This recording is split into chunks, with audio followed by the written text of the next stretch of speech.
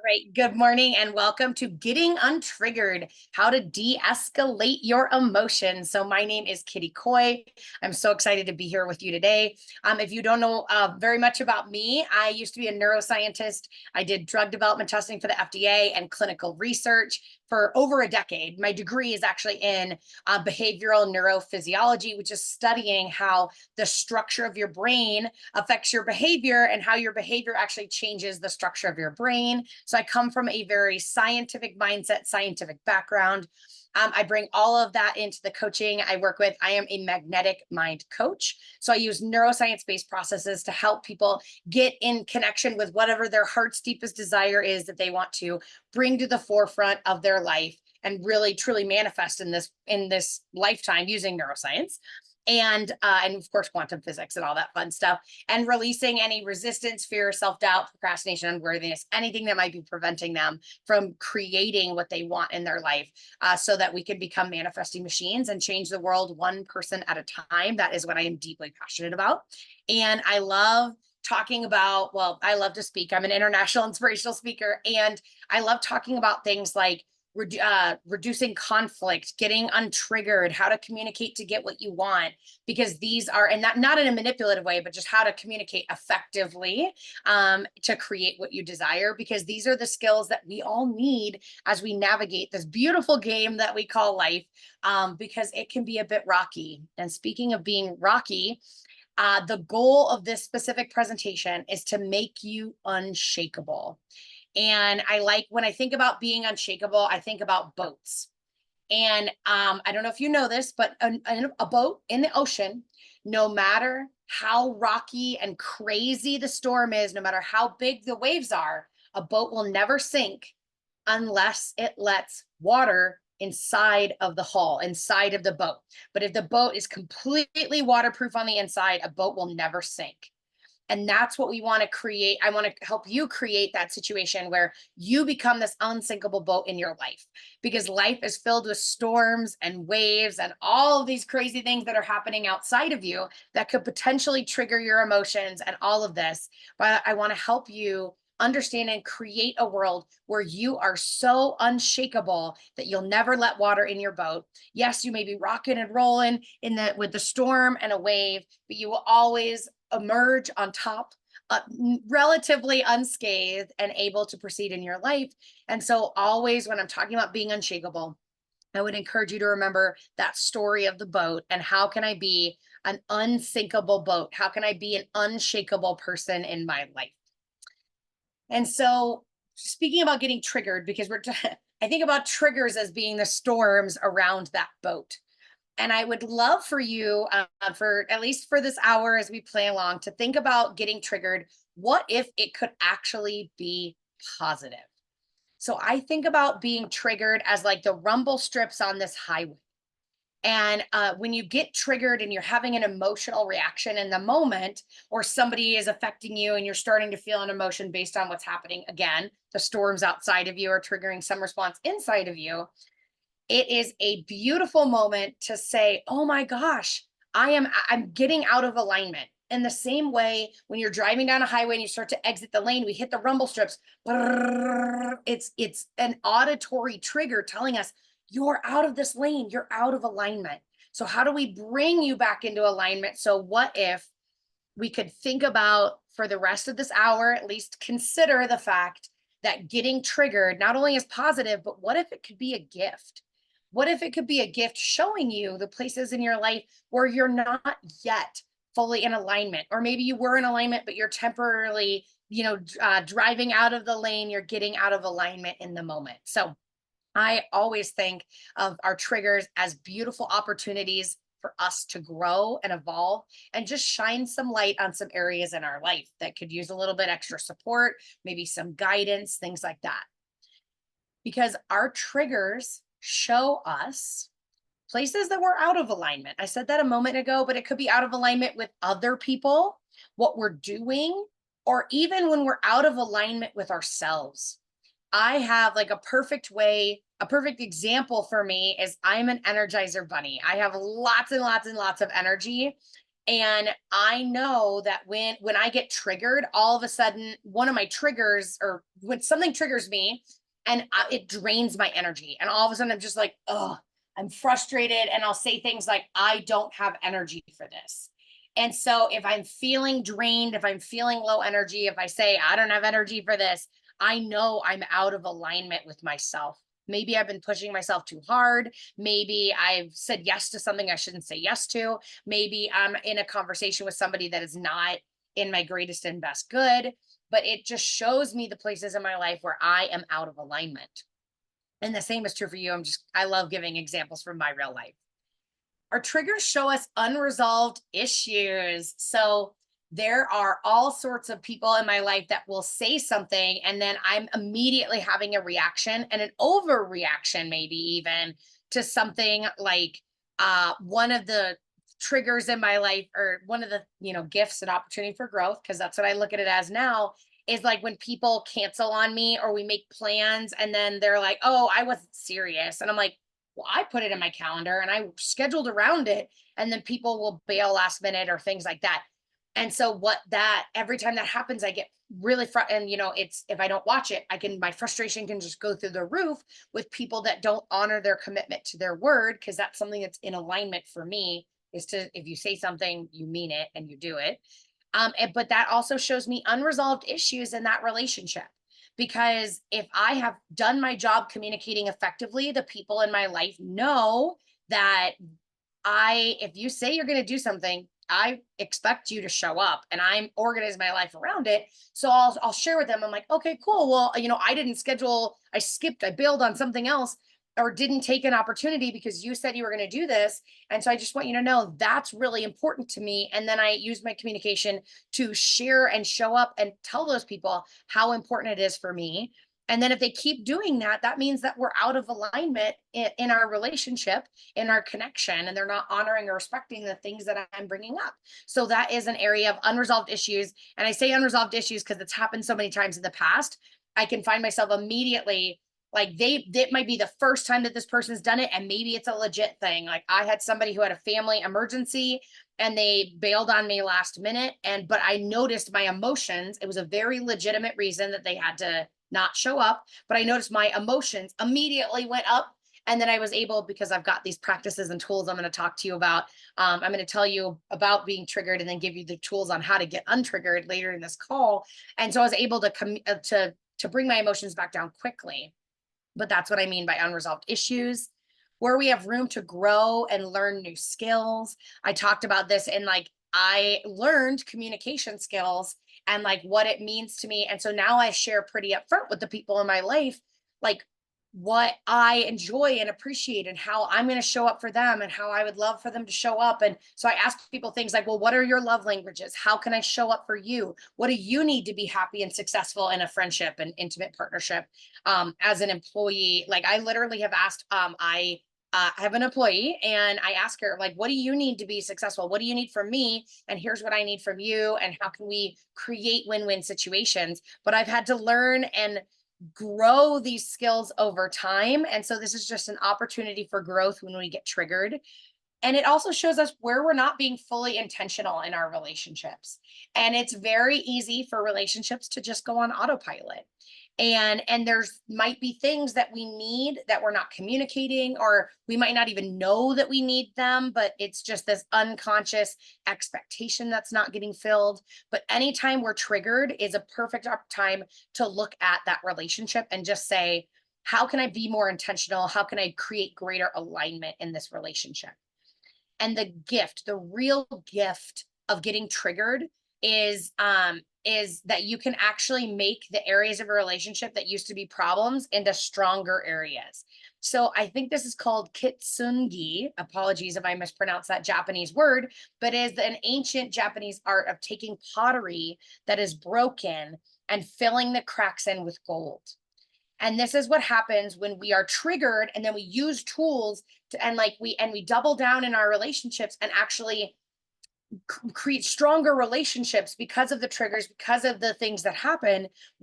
Our relationship can be like this bowl. The area of our life that was a trigger is actually where the gold is now, because it's an area we've built up and strengthened in our lives. So that's the real and true gift of getting triggered, is that we can actually create areas in our life that are even stronger than they were before, and even stronger than the positive and strong areas that we are connected in our relationship. If we are intentional, we can choose to do that and show up in this way in our relationships. And I want to just a couple reminders before we get into the processes of getting untriggered. The external world is a mirror of our internal state. So anything that is triggering us outside of us is just mirroring the energy that we have inside of us. And so a perfect example is like when you're having a bad day or one bad thing happens, and then it seems to be this snowball of like all these negative things that happen again and again and again, because the external world is mirroring our internal state. And it could be conscious or unconscious, or in fact, most of the time it's unconscious, our internal state. That's why I love in neuroscience, most of your experience, your personality, your emotions, your beliefs, your reactions, 98% of it is unconscious. So you don't even know that you're having these emotions and reactions usually until something is, unless you're highly self-aware and you practice this, it's really easy to go through life on autopilot, but the external world will always mirror whatever's inside of you. And the good news, and why I say this, is because you have the power to shift what's inside of you at any given moment. So when it comes to other people, usually whatever triggers you about someone else is something we don't like or accept about ourselves. So I'll share with you a story. I used to interrupt people a lot because I have a lot to say and I'm really high energy, and I was so excited, especially when I was a kid. I would interrupt people a lot. And so that is something I've practiced again and again, and I don't interrupt people as much because that's rude and things like that. And I've learned how to manage and communicate more effectively, because nobody likes the feeling of being interrupted. But when I am communicating with people and they interrupt me again and again and again, and that's just a way that they communicate and they don't have awareness. And I'll even point out and be like, hey, you've been interrupted, and I'll say things like, they'll interrupt me and I'll pause and be like, could I finish my thought? Because whatever. And I'll say it gracefully. And then if they keep doing it, I'll be like, you keep interrupting me. And I'm curious, and just asking questions and things like that and bringing awareness. But what gets frustrating about people that are consistently interrupting, they're like not learning or growing based on the feedback or based on a conversation, and they just keep doing that. Part of what triggers me about it and makes me get frustrated is because I used to interrupt people a lot. And I go back to that time about how disrespected other people. And again, I didn't know any better. Like I said, a lot of this was when I was a kid, but I interrupted everybody all the time. And so I just didn't realize that people might feel disrespected from that. And I have trouble occasionally.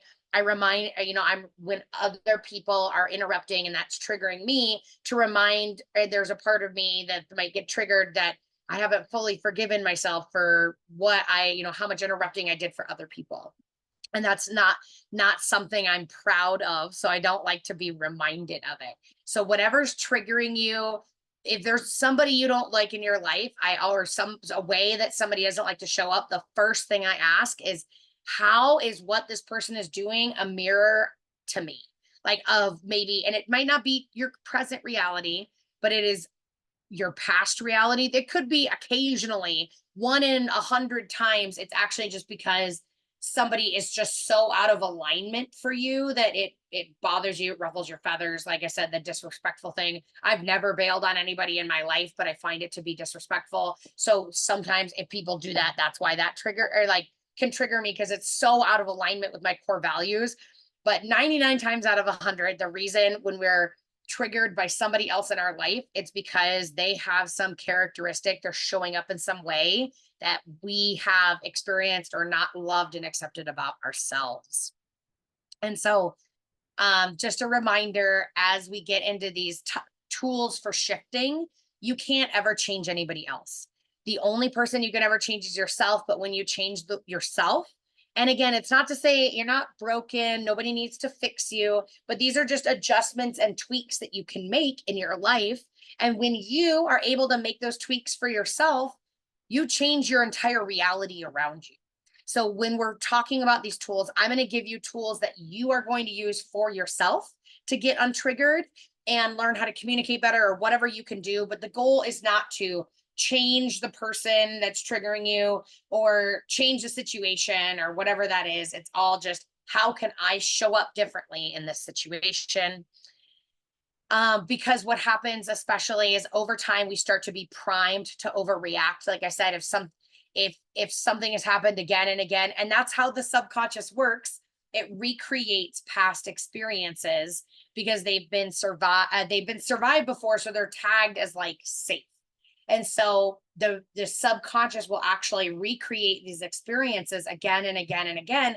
And then because we get so frustrated with that, we are primed to react quickly and sometimes overreact in specific situations that are truly like trigger us in a big way. And so I've often said, like, have you ever noticed, because this is so true for me, like if a stranger says something to me, it's fine, it's whatever, I'm not worried about it, I don't even think twice about it. I'll just say, think to myself like, oh, interesting that they're having that reaction or whatever.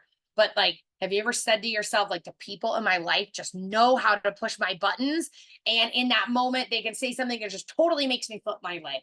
So that's because we are primed to, and a stranger could say the same thing and I don't react to that level. So we are primed over time, we are primed to overreact to our loved ones, which is why these tools are so powerful and so important. And the real reality of, I think this is the last slide before we get into the tools, what happens in that priming to overreact is our mental saboteurs are hijacking our conversations. They're hijacking our thought processes. Like if somebody says something and I find it to be rude, my mental saboteur is like, starts like being like, oh my gosh, how could that person be so rude or whatever? And then instead of giving them the benefit of the doubt, maybe they don't have any idea. Like, think about cultural differences. It's kind of rude in the United States to stand within, like to walk up and stand within 2 feet of somebody.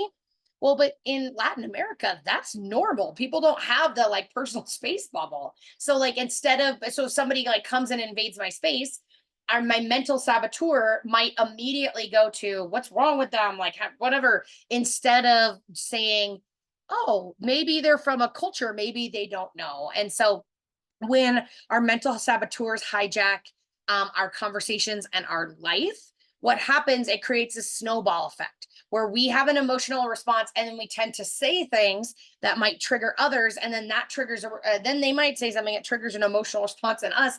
And it just all goes downhill from there. If you want to learn more about mental saboteurs, you can look up Positive Intelligence by Dr. Sherazad Chameen. And he has a positive intelligence test you can take that shows you what your mental saboteurs are. Is it the judge? Is it restlessness? Is it people pleasing? Whatever that is, because when you know your mental saboteurs, you're able to shift and show up a little bit different. This is one of the things I do for my clients, is help them work to, my mental saboteurs still show up. They will always show up, but they're not as loud. I don't get as consumed by them. I don't listen to them because I notice when they show up and it's just like as if a toddler was yelling that they wanted my attention. I can choose to not react because I know that toddler's just having an emotional reaction or whatever that is. So that is why it's so important. And that's one of the skills that I teach my clients. So going in, there are a few pillars of getting untriggered. And the first is emotional intelligence. And emotional intelligence is just us understanding our own emotions. That's as simple as it is. But when we understand our own emotions and our own emotional reactions, we can have more empathy for other people's reactions. Like, for example, like if somebody is having a tough day and they're snippy, like I can just say like, okay, maybe they're having a tough day, and I don't take it personally that they're being rude or snippy or whatever. I understand that there's been times where I've been snippy, and I can just give them the benefit of the doubt and show them a little bit more empathy and compassion. When we have a high level of emotional intelligence, it allows us to maintain our composure in stressful situations. That's a huge benefit to having a high level of emotional intelligence. We can navigate difficult situations with ease because we can kind of notice our emotions. And it's not like we suppress our emotions, but we can, see a situation and see, oh, I have an emotional reaction. I really want something to pan out this specific way or something like that. But I can kind of check my emotions and say, but what is the greatest and best good for all, or whatever that is. But just when you have emotional intelligence, you can notice your emotional reaction as separate to you instead of being washed away and consumed by it. And when you have a high level of emotional intelligence, you have a much higher level of confidence because you trust yourself. You trust yourself not to overreact or show up. You can be confident that you can navigate whatever situation with ease.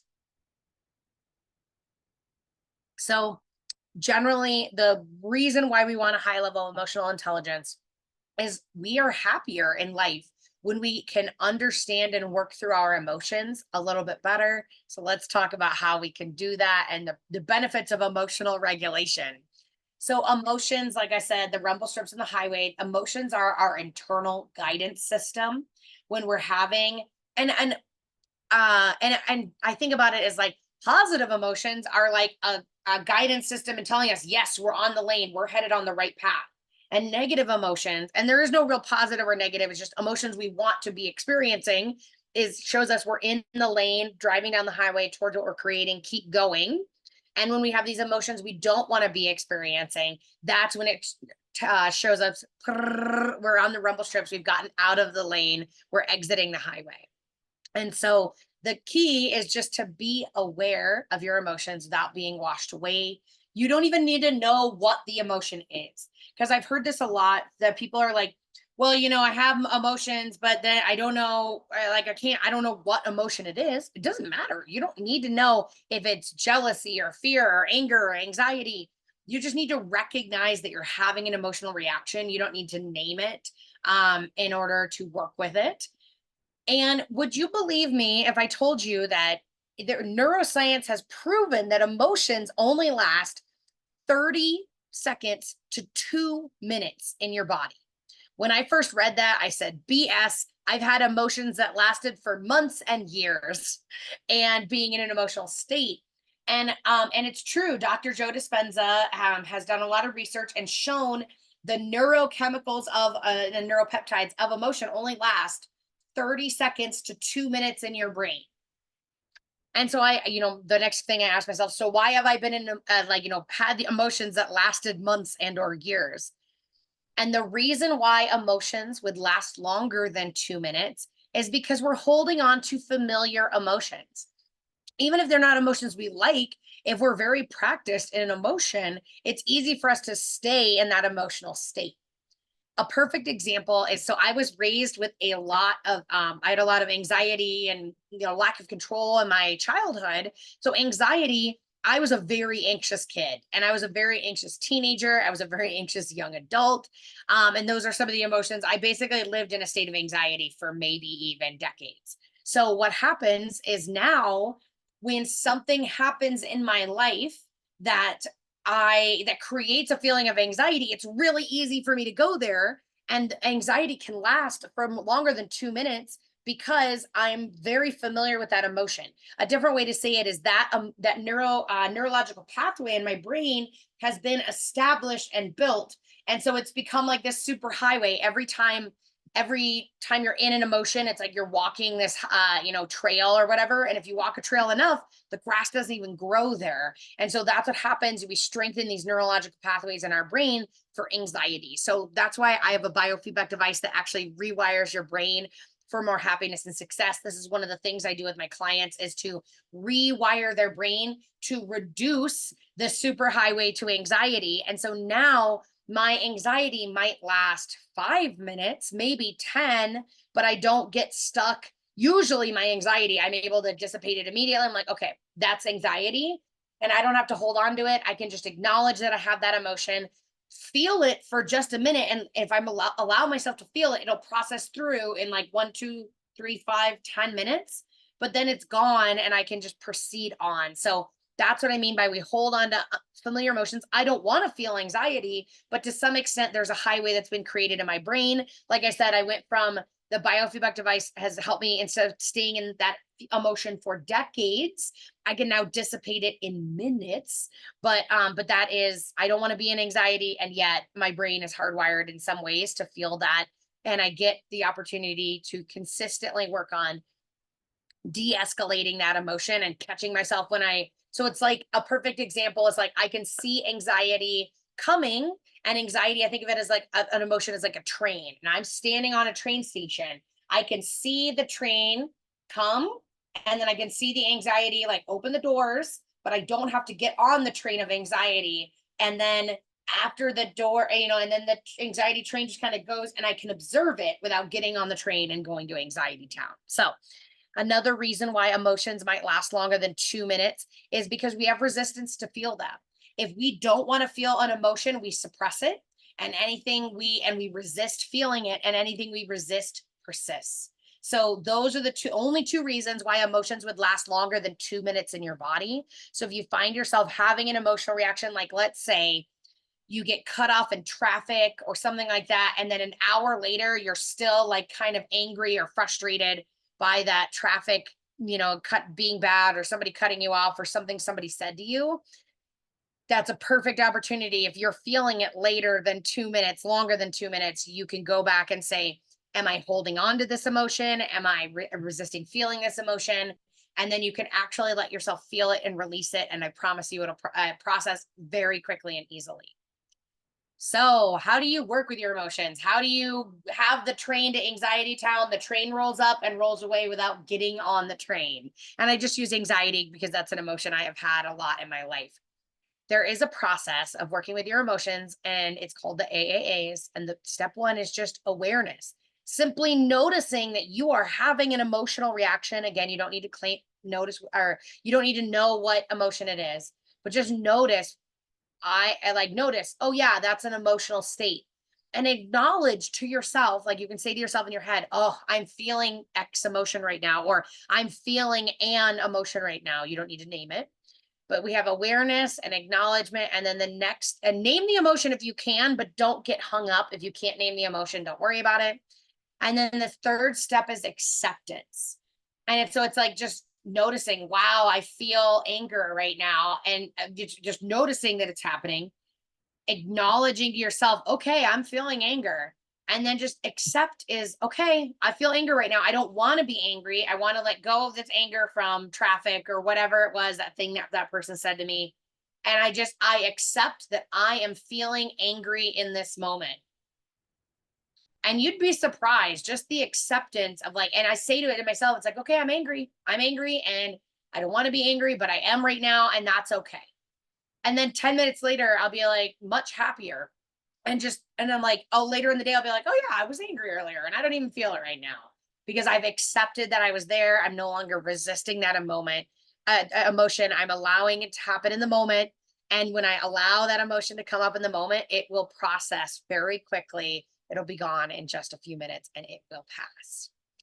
And self-mastery of the emotions, I said this before, but self-mastery is being this boat. Any water it takes on is immediate, like from the big waves from the storm, it is immediately being poured out. None of that, this is water from the deck. It is not water from the inside of the boat. So how do you maybe water washes up on your deck, but how do you process it quickly so that water doesn't sink into the holding space of your boat? And again, the goal is to be unshakable, no matter what is happening around you, no matter the external situation outside of you. It doesn't change and affect your internal state. It doesn't, like, you can have, negative things could be happening or somebody could be yelling at you or whatever, but you don't let that affect your emotions. You don't let affect your thoughts. You don't let that trigger your limiting beliefs. You are simply being in a state of being. That's what being unshakable really is being in this place where no matter what's happening, you're not letting water inside of your boat. And again, this might sound unattainable, but it is absolutely attainable. There is, and we all reach, and I want to say there's no perfection. We all reach a breaking point. Like I am pretty unshakable, and there are still things or days where I can get a little bit shaken. But I have the tools to process and release quickly. And I live 98% of my time in this state of unshakability. Even if it's something I want or desire and it falls apart, I say, okay, well, how can I do better? How can I adjust? How can I pivot? How can I do this? Okay, what's next? Instead of wallowing in the emotion of something that's not going to my preference, I can say, okay, well, I'm having, I was late to a meeting because of traffic. I had a nasty phone call from somebody. I had this bad thing happen, but I'm still going to have a great day. That is self mastery of your emotions. And how do you get to self mastery is having a healthy release of your emotions. Again, when you're triggered by the outside, it's showing you something inside of you that needs healing and attention. So what are your healthy outlets for emotions? I've been doing this for 7 years. I've yet to find anybody that consistently has healthy outlets to express our emotions. There might be some healthy outlets that people have for reducing stress and things like that, but very few people have consistent ways of releasing their emotions. And so what can you do to release your emotions? And if you don't have healthy outlets, whatever you resist persists. It's like a septic tank. Whatever emotions we experience fill this septic tank inside of us. And when we get to here, then that's when we start exploding and having issues that come up, and these emotions spew out of us and we become shakable, or, we have an emotional reaction. We have an overreaction because we let our emotions build up. So some of the ways, and I just said this, it's negative emotions are like a septic tank in your body. So, preventative tools to release your emotions is routine emotional maintenance. Like I said, most people don't have a daily, weekly practice to process their emotions. And some of the things, all we need to do is like give ourselves the time and space to process them. But we live in such a fast-paced culture that we're often moving so fast, we don't give ourselves this time and this space. So one of my favorite practices is a date with doubt. And what it is we just give ourselves time on the calendar. For me, Friday mornings at 9:15, I process emotions from the week so that I can release them and step into my weekend. And so what I do is I will give myself 10 minutes, 15 minutes maybe, on the calendar, and I write down everything whatever emotions are coming up. And it doesn't need to make sense, but I just journal out all my emotions. I'm having anxiety. I'm having self-doubt that this is going to work. I don't know. I got frustrated. I got anger. I just journal everything out. And oftentimes now it's a 5-minute process because I do this every Friday at 9:15 a.m. And so what happens is when we give time to like give our emotions a voice via journaling or writing or whatever, and I do recommend writing because it like gets out of our head and onto paper versus like saying this out loud can really amplify the emotions in our body. And that's when we get on anxiety train and go to anxiety town. But when you have this date with doubt, when I'm feeling these emotions and I'm feeling maybe self-doubt, and I say date with doubt because I used to have a lot of self-doubt in my business. Am I going to be able to make this work? And all the things that an entrepreneur worries about. And so I would write down all of my self-doubt. What if it doesn't work? What if it doesn't fail? What if this happens? What if I have to go back and get a real job? All of those things. So that the cool thing about this is if you consistently honor this date, what happens is that you actually, when self-doubt comes up throughout the week on Monday morning, I can say to doubt, no, your appointment is Friday at 9:15. I'm not going to feel doubt right now. I will process and work with you. You need to wait till your appointment at 9:15.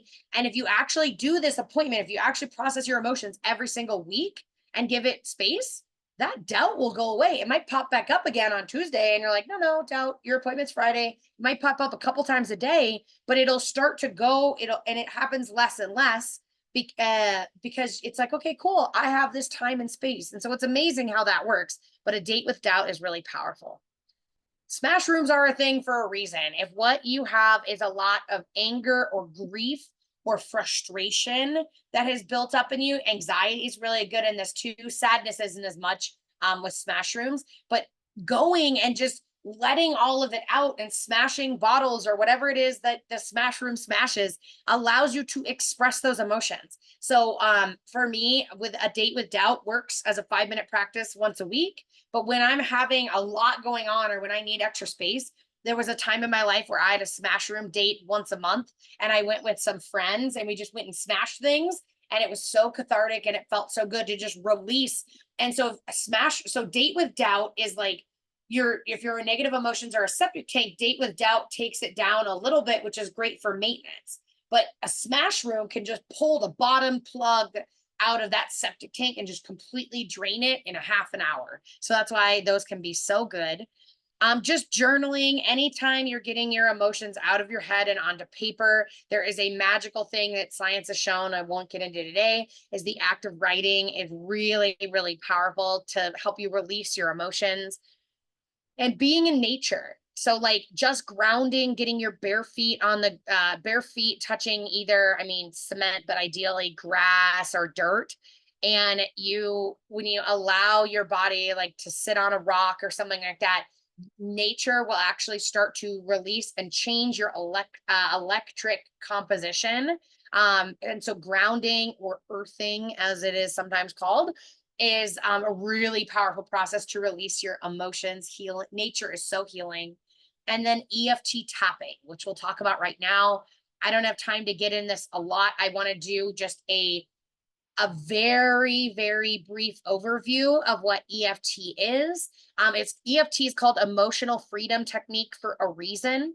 They have so much research showing that emotional freedom technique is one of the most powerful processes that you can do to release your negative emotions and just process them through.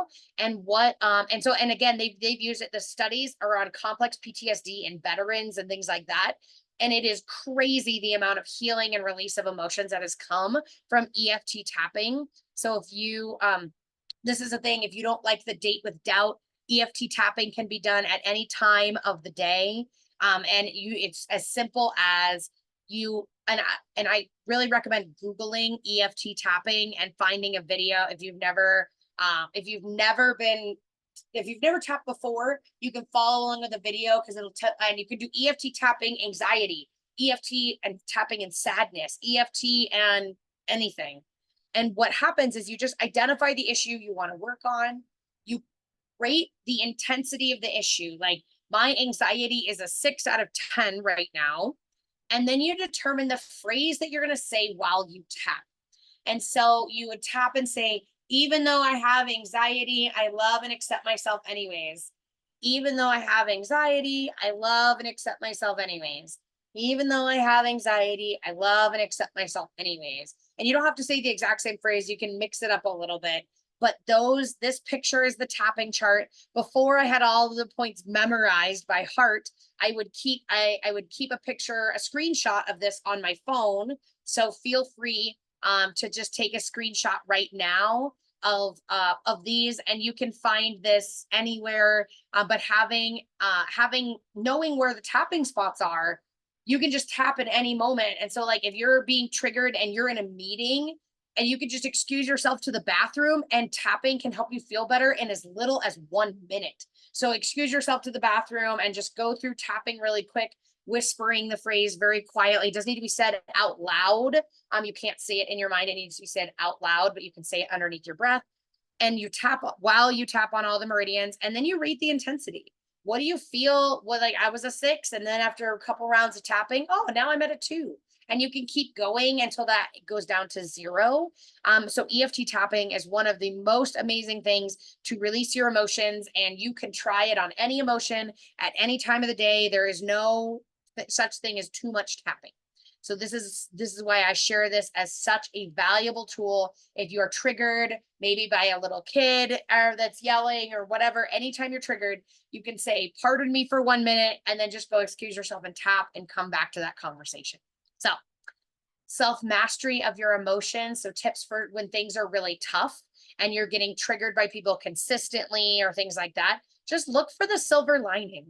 What were you learning, or how are you growing? How are you a better person because you're being triggered by this person or this situation? And so when you can look for the gift that, that we talked about, looking for being triggered as being a gift, how are you learning and growing? That can be really helpful. And so when I'm working with somebody that's really difficult, what am I learning from this person? And sometimes, like, let's say it's a customer service thing, or, I don't feel like I'm being treated acceptably as a client, whatever. I'm like, I'm learning what I value and how I can provide better customer service to others, because I would never treat me like how Excel Energy or whatever does on the phone, or whatever that is for you. And so you also, when you're in this place that and you're feeling very triggered, mentally listing your gratitudes. What are you grateful for in general? But this, especially, what are you grateful for if you're in a conversation with somebody and they're really triggering you? While you're having this conversation, you can actually say, why am I grateful for this person?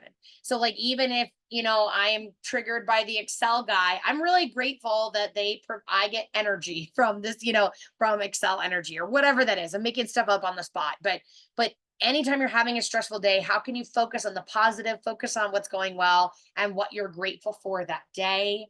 And again, I just said this a moment ago, but what do you appreciate about that person? If I'm really being triggered by somebody, because maybe they're talking too much, they're interrupting, they're overexcited, and I can't get a word in edgewise, I can say things like, I appreciate that this person is passionate about this situation. I appreciate that this person is an advocate for themselves and for their needs. So these are really mastery skills that we have around our emotions. But when things are tough, I would encourage you to lean on silver linings, gratitudes, and appreciation for the person or situation that's not going to your desire. So we talked about emotional intelligence and emotional maintenance. Now let's talk about some rescue tools. This is what happens when you are deep in your emotions. You've gotten on the train to anxiety town, and maybe EFT is or is not working, or things like that. And these are things you can do that are really beneficial. Again, scientifically tested. That's what I love. All the tools I share are backed in science that help you stop reacting. And one of the most amazing things you can do is getting back in your body. And so sometimes when I'm really triggered and I'm talking to somebody, I'll just start rubbing my fingers together. I will scrunch my toes and my shoes just because our emotional reactions are happening in our mind. And so if we can just get back in our body, it can be really helpful. So tools to get back into our body is rub our fingers together, crunch your toes in your shoes, touch something soft like a pet or a blanket. So much oxytocin and endorphins are released when we touch soft things. So there's been times in my life where, and I actually have a couch that has a really soft, it's a dog blanket, but there's a blanket right here that if I'm like, okay, I'm feeling really triggered, I can actually just rotate, and like, I am rubbing my foot on this soft blanket right now. That is something I can do. So anytime we can rub a pet, or touch something soft, as long as we do that for at least 20 seconds, we're releasing oxytocin and endorphins, which gives us like this positive emotional rush that that can start to rescue us from whatever negative emotional state we're experiencing in the moment. The butterfly hug and tap, which is what the picture is. This is a really fun process, and there's no way to do it wrong. I've heard different things. This woman has she's touching her collarbones. I was taught that you touch your shoulders and your arms. The only point is that you take your arms and you cross like a butterfly. That's why and so you cross. And again, doesn't matter where you tap. You can tap your collarbones, you can tap your chest, you can tap your arms, your shoulders, but I really like to tap my arms. And you do one and then the other slowly. One and then the other. So this is, and I'll scoot back to so I'm sure you can see it because I can't see myself. This is the butterfly hug and tap. And it calms your nervous system. It calms down your emotions. It reduces your cortisol levels. There's an element, the reason why you cross your body is it's EMDR and a couple other techniques mixed together, like EMDR, CBT, cognitive behavioral therapy, and something else, I think is what this is mixed together. But it's just slow tapping. And you do this for about a minute, and it is absolutely amazing how much you can. Yeah, and I don't know if you noticed, I just started talking slower and a little bit more deliberate and soft. And I did that totally unconsciously. I only noticed after I was doing it. This is a beautiful way to stop yourself from reacting and just help pull you back down into your body. Oops. Hold on 1 second. I lost my screen share. I clicked on something silly. So just 2 seconds. Apologies about that. To do screen share. Okay, here we are, and we're back. So going through, just to recap, getting back in your body in whatever way feels good. And the havening, besides the butterfly hug and tap, the havening technique is a really cool technique. I'm not like trained or certified in this, but it's something that's come up and I find it to be really helpful when I'm reacting. And so this is the havening technique. Again, just like EFT, that you can search the havening technique and find videos of how to do it. But it's a picture to represent what you can do in the havening technique, but it's just ways to get in your body. So notice the palm self-havening. Instead of rubbing your fingertips together, you just kind of rub your palms together. And have you ever noticed, I've actually done this quite a few times intuitively when I've been talking to people and maybe my anxiety, I'm getting a little bit nervous. When I speak, I used to find myself, in fact, I've seen this, I do this on recordings.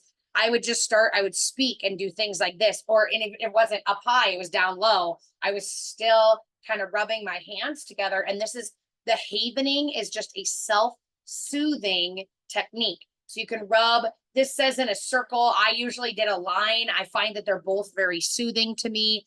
The other thing I've seen and people do is in the middle picture, so we're going from the right to the left, is rubbing your arms, and just this can be really soothing. And again, this is very similar to the butterfly. Instead of being tap, you're rubbing, but you still have this cross body movement. So that's part of how the neuroscience behind why that works. Anytime you're crossing your body, it starts calming down your nervous system. And by crossing your body, I mean like doing things with your arms crossed. And then the face self-havening, this talks about, and here I'll take up my glasses to show you this. This talks about doing it like over your cheeks, but I actually know somebody who's certified in havening, which is how I heard of it. And what she recommended is you just take your fingertips and slowly drag them down your face, noticing all of the sensations on your face and your fingertips, slowly pulling down. And you can even go down your neck if you want to, but this is great to like do in a bathroom or do in private. But if you're in the middle of a meeting and you're having a difficult conversation with somebody, you might not be like, excuse me, and then like you might. So but it's something that still works really well for me. And I notice if I'm like, okay, I'm having a tough day, I need to get rid of my emotions fast. I will, and I've got a 5-minute break. I'll do some tapping. I really find that facial havening very soothing. And then if I'm still feeling it, when I'm in a Zoom call, I can rub my foot blanket, or my dog blanket that I can touch with my feet. I can rub my hands together off the screen. All of these things can be really helpful for soothing and emotional kind of rescue to help you feel better. So tools to stop reacting some more is your breath is so we talked about getting into your body as a tool. Deep breathing is an amazing tool. This is box breathing, which you could just search box breathing. Research has shown it takes as little as 3 long, deep breaths to calm your emotions and relax your body. Box breathing is inhaling for 4 seconds, holding your breath for 4 seconds, exhaling for 4 seconds, holding no breath for 4 seconds, and repeating.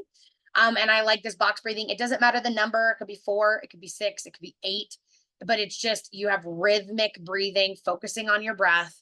There's also 4-7-8 breathing, where you breathe in for 4 seconds, you hold for 7 seconds, and you breathe out for 8 seconds. They've actually done research on using this in prisons with people that are considered to be innately violent, like people who have committed violent crimes and then are violent in prison and they're getting put in lockdown or whatever. They did a study and they had these people do 4-7-8 breathing for emotional regulation. And it was amazing how much it reduced their violence. And then self-rated, they said, well, I'm not violent because I can control my negative emotions. I don't feel so overwhelmed by them.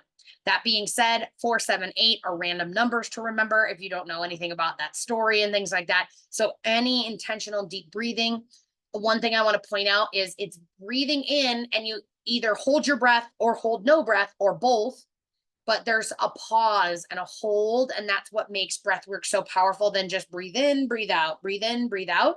The most effective breath work, there is a hold somewhere. So the final tools to stop reacting in a situation, let's say you're in a conversation that is just not going well and you are doing everything you can to get untriggered, but you're emotional reacting and you don't want to be a volcano that explodes. We talked about earlier the snowball effect. When we get triggered to a certain point, that's when we start saying things we don't mean, which triggers other people and can literally make a mountain out of a molehill in a conversation to become this knockdown, drag out argument that can actually damage our relationship. I believe everything is repairable, but we don't want to damage our relationship if we can avoid it. So if you're in a place where you find yourself and you're like, I cannot get untriggered in this situation, in this conversation, whatever that is, I just tell the person and say, I just need a minute. I need to gather my thoughts. I need to take some deep breaths. Can we just put a pause on this conversation? I will see you again in 1 minute, 2 minute, 3 minute, 5 minutes. Times where my husband and I have gotten in arguments, or one or the other of us would be like, I'm just going to walk around the block. Like, I'll be back in a few minutes. And then by the time we come back, we've both calmed down. We've both done the havening technique, tapping, deep breathing, getting in nature, whatever that is in that time away, so that we can reapproach and continue the conversation without blowing our lid, without our emotions boiling over. And I want to be clear, you walk away calmly. You don't walk away storming off in an angry huff. That's not helpful and that's not effective. You want to walk away calmly, and when you change your surroundings, it often changes. Like, even just going into another room, getting outside can really be like a real way to de-escalate your emotion and clear your head from the situation and just pull yourself out of your reactions. And getting outside is one of the best possible ways. In the winter, I'll just go to and if it's storming out, it's really cold, or it's nighttime and it's cold, I'll just go to another room. But anytime you can get outside really supports you in decreasing your emotional reaction and just coming back with this even keel, letting, the anxiety train kind of come and go, and just bringing yourself back into your body in this moment. And I would love to support you in being this unshakable boat, unsinkable energy for an unsinkable boat. I would love to provide you these tools today. Are just things that you can do, but I am full of information and wisdom and support in how do you become this unsinkable boat.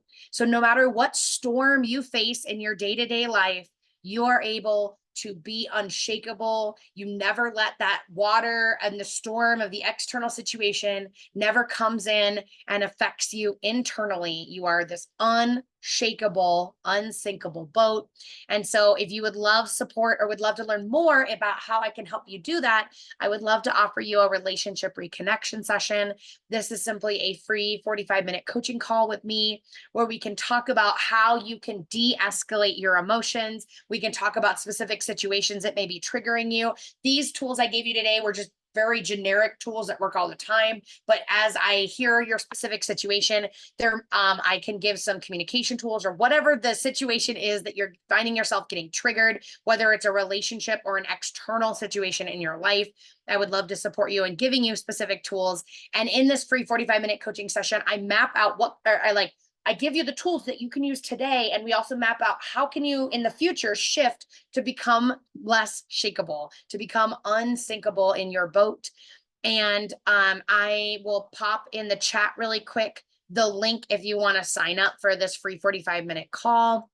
And Again, normally it's only available for a few people. There's only a few people on the call today. And so I just would encourage you to not miss this opportunity to feel seen, heard, and supported. Don't feel this opportunity to become unsinkable in your life.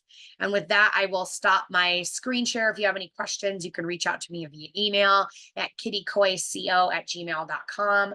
I will stop my screen share and open up got about 2 minutes for questions if anyone has them. I'm gonna go ahead and stop the recording.